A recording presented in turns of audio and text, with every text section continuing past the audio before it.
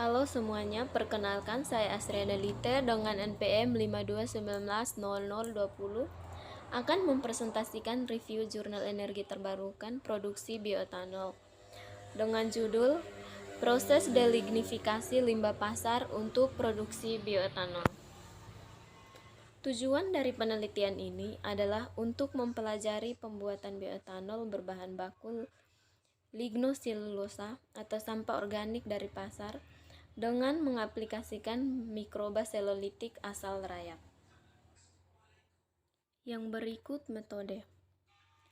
Peralatan yang digunakan dalam penelitian ini yaitu autoclave, oven, reflux, penanggas, desikator, shaker inkubator, neraca halus, neraca kasar, pompa vakum, ayakan 50 mesh, vortex, spektrofotometer, UVVS, pH meter, Erlenmeyer, gelas ukur, tabung reaksi, pipet, gelas piala, cawan petri, jarum inkubasi, plastik tahan panas, kapas, lakmus, kertas saring, karet, paralon, dan lain-lain. Yang berikut bahan. Bahan yang digunakan adalah sampah organik berupa sabut kelapa, kulit jagung, tongkol jagung, dan jerami.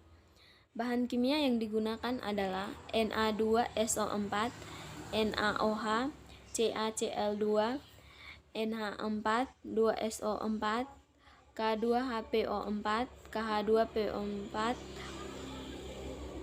NaOCl, alkohol, zeolit, spiritus. Sedang bahan kimia untuk analisis komponen kimiawi terdiri dari DNS, fenol Na2SO4, CaOH2, CH3COOH, kalium natrium tertarat, CMC, selulosa, serta bahan kimia untuk analisis lainnya. Bahan penolong yang digunakan pada penelitian ini antara lain plastik untuk baglok, kertas pH, kertas saring. Ikut hasil. Proses delignifikasi mereduksi kandungan lignin yang terdapat pada sampah organik. Sebelumnya isolat JPP ditumbuhkan pada media PDB selama 5 hari, kemudian dituangkan sebanyak 100 ml ke dalam masing-masing baglok dan kemudian didiamkan selama 20 hari. Pengamatan pada pertumbuhan JPP menunjukkan bahwa isolat JPP dapat tumbuh baik pada baglok yang tidak terlalu basah dan lebih sering terpapar sinar matahari. Kandungan lignin pada bahan baku sebelum dan sesudah proses delignifikasi dengan omphaline SP dapat dilihat pada grafik pada gambar 1 berikut.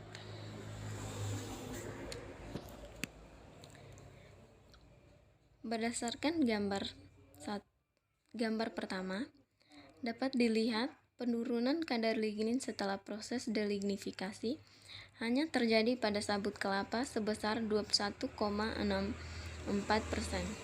Sedangkan pada tongkol jagung, kulit jagung, dan jerami, kadar lignin tidak mengalami penurunan, bahkan terlihat mengalami peningkatan. Hal ini diduga karena JPP tidak memiliki lignin yang terdapat pada bahan baku untuk menjadi substratnya.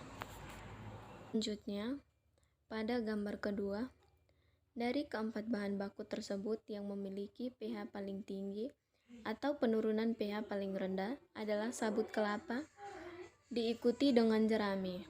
Berdasarkan penelitian yang dilakukan oleh Gosan et al.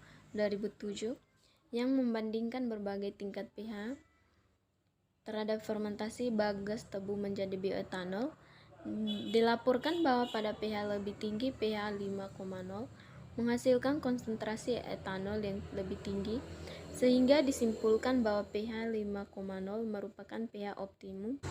Yang berikut, berdasarkan pada gambar ketiga, dapat dilihat bahwa bahan baku tongkol jagung sama sekali tidak terdeteksi pembentukan gula produksi selama 5 hari fermentasi. Pada bahan baku sabut kelapa, gula produksi baru dapat diukur setelah 3 hari fermentasi. dan segera mengalami penurunan pada hari keempat dan kelima.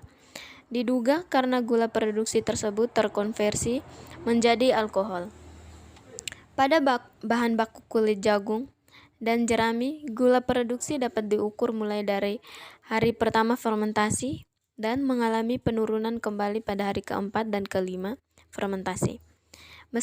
Meskipun kadar gula produksi dapat diukur pada fermentasi dengan trichoderma ini, namun kadar gula produksi tersebut dapat dikatakan sangat kecil atau di bawah 1%, dan dapat dikatakan pula bahwa perombakan selulosa oleh trichoderma tidak berlangsung optimum. Selanjutnya pada gambar keempat, dapat dilihat bahwa etanol hanya terbentuk pada bahan baku sabut kelapa, yaitu sebesar 0,07% pada hari keempat dan hari kelima. Hal ini memperkuat hasil analisis kadar gula produksi pada gambar 3, yang dimana di antara sampel bahan baku yang digunakan, kadar gula produksi paling tinggi terdapat pada SBTR.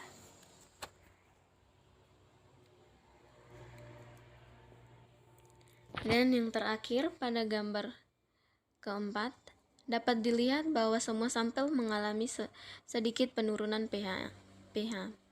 Sampel sabut kelapa mempunyai pH awal tertinggi, yaitu 5,43, namun pH semakin menurun dengan bertambahnya waktu fermentasi.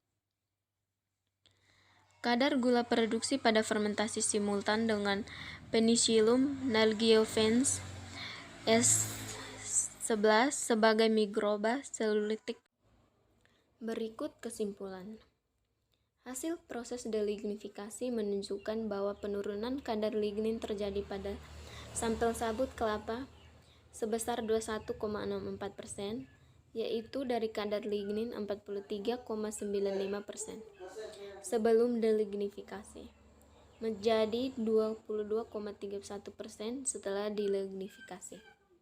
Pada proses fermentasi simultan menggunakan trichoderma, produk bioetanol hanya terbentuk pada proses yang menggunakan bahan baku sabut kelapa, yaitu sebesar 0,07%. Pada hari keempat dan hari kelima, pada proses fermentasi simultan menggunakan P.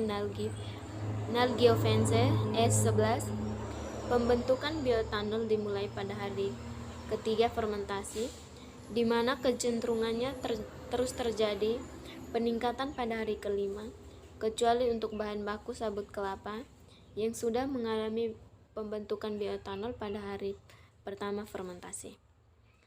Proses fermentasi simultan menggunakan P. nalgiofense S11 untuk sabut kelapa menghasilkan kadar bioetanol maksimum sebesar 1,07%.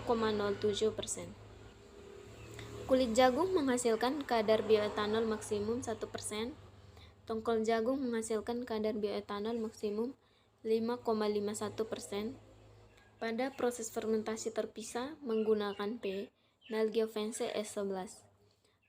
Pembentukan bioetanol untuk bahan baku kulit jagung dan jerami baru terjadi pada hari keempat dan kelima fermentasi dengan menghasilkan kadar bioetanol maksimum 0,08%.